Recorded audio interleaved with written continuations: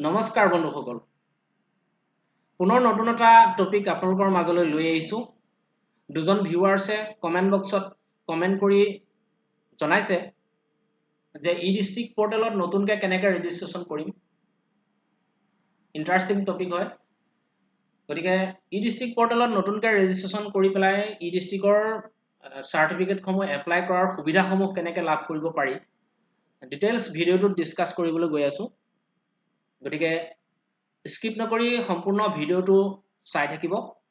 ভিডিঅ'টো যদি ভাল লাগে লাইক শেয়াৰ সাবস্ক্ৰাইব কৰি ৰাখিব যাতে মই দিয়া ভিডিঅ'সমূহৰ নটিফিকেশনবোৰ যাতে পায় ই-ডিষ্ট্ৰিক্ট পোৰ্টেলত নতুনকৈ ৰেজিষ্ট্ৰেচন কেনেকৈ কৰিব আৰু ই-ডিষ্ট্ৰিক্ট পোৰ্টেলৰ যিমানখিনি সাৰ্ভিস আছে এই সাৰ্ভিসখিনি আপোনালোকে লাভ কেনেকৈ কৰিব অনলাইন এপ্লিকেশন ফৰ্মসমূহ আপোনালোকে কাস্টমাৰক কেনেকৈ প্ৰভাইড কৰিব ডিটেইলছ ভিডিঅ'টোত মই আলোচনা কৰিবলৈ চেষ্টা কৰিম প্ৰথমে আপোনালোকে যিকোনো এটা ব্ৰাউজাৰ আপোনালোকে ওপেন কৰি ল'ব ওপেন কৰি লোৱাৰ পিছত সাৰ্চ বাৰত টাইপ কৰিব সেৱা সেতু এইখিনিতে মই আৰু এটা কথা আলোচনা কৰো ই-ডিষ্ট্ৰিক্ট পোৰ্টেলত বৰ্তমান নিউ ৰেজিষ্ট্ৰেচনটো ক্লোজ কৰি ৰাখিছে বৰ্তমান নিউ ৰেজিষ্ট্ৰেচনটো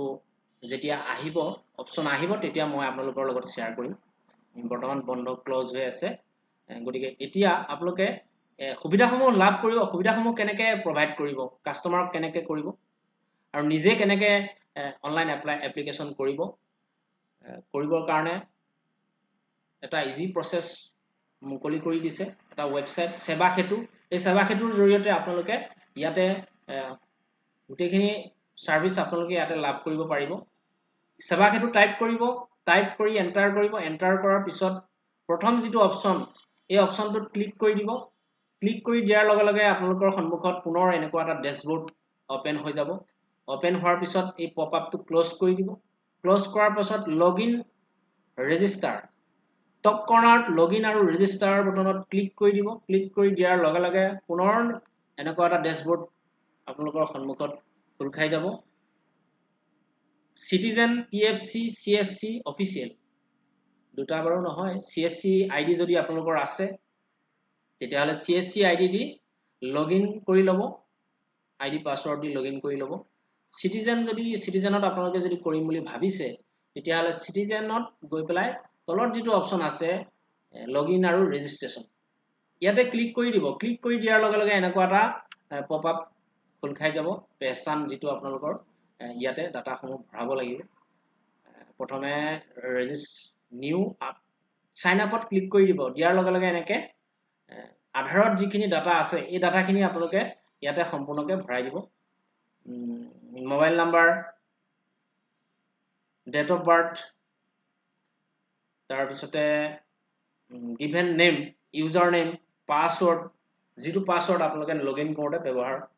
হ'ব কনফাৰ্ম পাসওয়াৰ্ডটো ইয়াতে দি দিব গিভেন নেম ইউজাৰ নেমটোৱে আপোনালোকৰ লগইন আইডি হ'ব পাসওয়াৰ্ডটো কনফাৰ্ম পাসওয়াৰ্ড ইয়াতে বহুৱাই দিব দি পেলাই ডেট অফ বাৰ্থটো বহুৱাই দিব দিয়াৰ পিছত কেপচা ফিলআপ কৰি সাইন আপত ক্লিক কৰি দিব দিয়াৰ